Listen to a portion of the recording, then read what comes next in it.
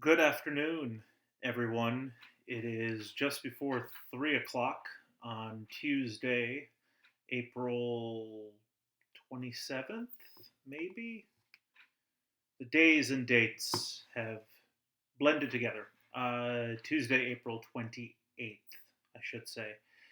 Uh, I hope you all are doing well. Um, I am coming to you not live, but kind of live from my home office with my beautiful barrister bookshelves. Actually, my wife's books on the shelf behind me, not mine, but that is my image. It's an image of an ancient Hellenistic Greek theater. Those of you who took 4200, that takes you back, doesn't it?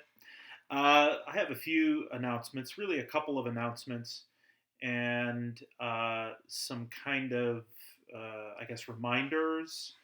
And also, I just wanted to touch base with you all in a way that was maybe a little bit more immediate, a little bit more human than just sending you an email or posting an announcement on D2L.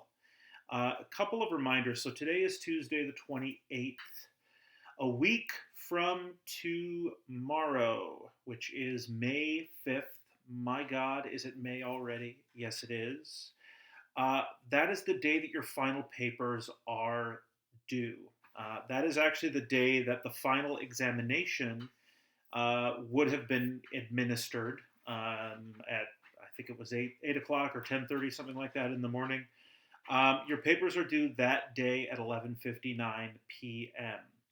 I have a little bit of flexibility as far as turning it in late. I've been very, I don't really know what word to use, understanding, lax. You can use whatever word you want about due dates given everything that's happening in our world. I'm trying to be as accommodating as I can, also realizing that there's a certain point where things have to be graded and they have to be submitted for a grade. So if you're running into any problems with your final paper, if you have questions, if you have concerns, I've already had a couple of you who sent me rough drafts and outlines and various things for feedback. I'm more than happy to provide you with feedback, really specific feedback, or just kind of general words of assessment or suggestion or whatever it is that y'all need right now. Please just let me know. Happy to help in any way that I can at all. The other thing that I wanted to call your attention to is an extra credit assignment. This week, on the syllabus anyway, and also on D2L, is listed as very cleverly, or maybe not that clever, the future of theater history. Because the truth is that uh, all of the theatrical activity that I guess until about 5 or 6 weeks ago was going on will one day be theater history. We are, as theater artists and as citizens and audience members, we are constantly making theater history with each passing week, day, month, year, so on and so forth. Um, and so my goal was to kind of give you this tapestry of the state of theater in our world.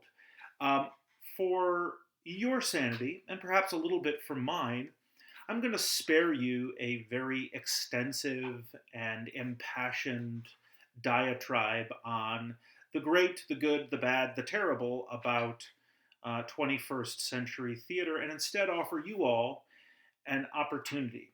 Our work throughout the semester, as I hope you will have discovered, I think you've discovered, 20th century theater is in a lot of ways about revolution. It's about rebellion. It's about resistance. Now, the intensity of that resistance can be mild, it can be explosive, it can be Antonin Artaud calling for no more masterpieces and wanting to tear down the artistic heritage of Western theater, which is also what, by the way, the futurists wanted to do, and the expressionists and the surrealists, the activist theater of the 1960s, the black arts movement, the black liberation movement, feminist theater, always wanting to revamp, repackage, adapt, retell history. That's something that's been a pattern throughout our work this semester. And so, what I decided to do is I selected a contemporary theater group. They are out from outside the United States. They're called the Belarus Free Theater. Some of you may have heard of their work. They came to prominence about 10 years ago with the rise of Belarus as, I guess, a modern capitalist nation after the fall of the Soviet Union in the 1980s and the rise of these sort of satellite states that had been connected to the Soviet Union before then.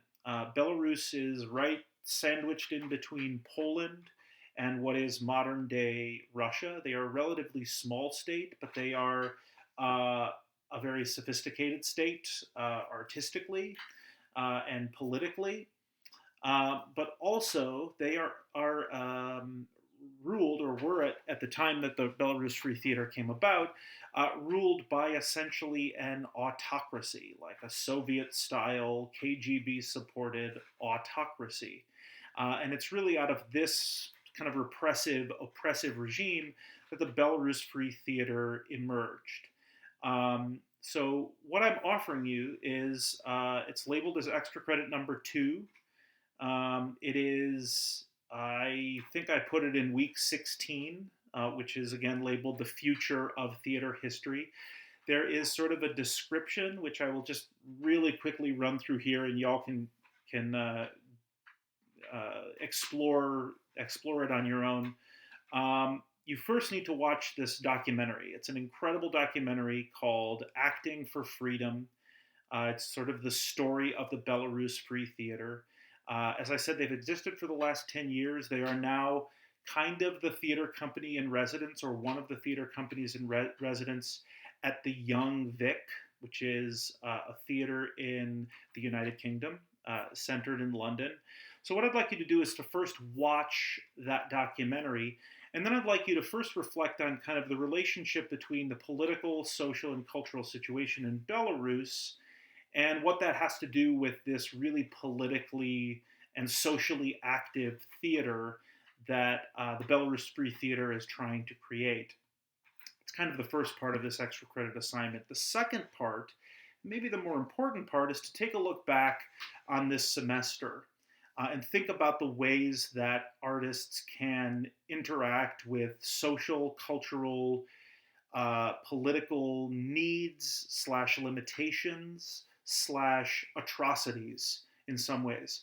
For example, the Black Arts Movement really came out of what was a horribly, horribly culture-rending time with the end of the Civil War in the 19th century, to Reconstruction, to the establishment of Jim Crow laws, to either de facto or de dicto segregation in the American South throughout the early part, really the whole first half of the 20th century.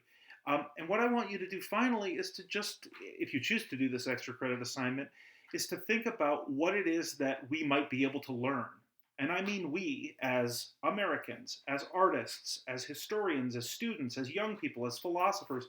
What is it that we can learn from the Belarus Free Theater, given the fact that in this nation, in the United States, we have our own problems. We have our own systems of limitation, our own systems of oppression, systems that, despite the progressive improvement culturally, I think we would mostly be able to agree, there are a lot of things that are still wrong. Throughout the semester, we've looked at the Great Depression, we've looked at World War I and World War II, we talked a little bit about the Civil Rights Movement and the anti-war movement against the Vietnam War in the 1960s and the 1970s. And I would argue pretty vociferously that the challenges that we as a culture are facing in the 21st century are at least equal to these challenges, if not more challenging. And so it's your job in this extra credit, should you choose to do it, to kind of think about what theater can do to confront these particular challenges, these particular atrocities. And I'll let you decide where you want to put your focus as far as where we are culturally, politically. And I'm talking now, like as Shakespeare said, very now. Okay, the now of this global pandemic, the now of economic inequality, the now of uh, systematized oppression and racism that still exists in our country.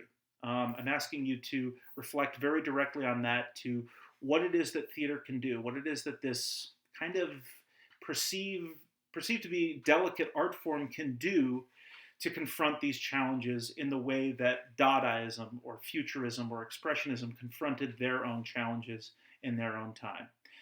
That's all I have for you this week.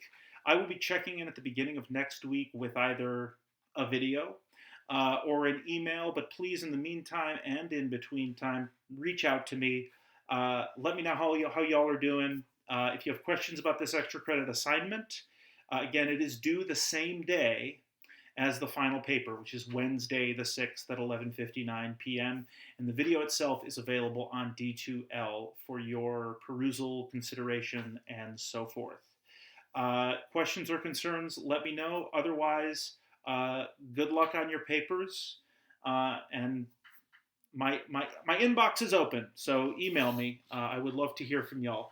Be well, and please take care of yourselves.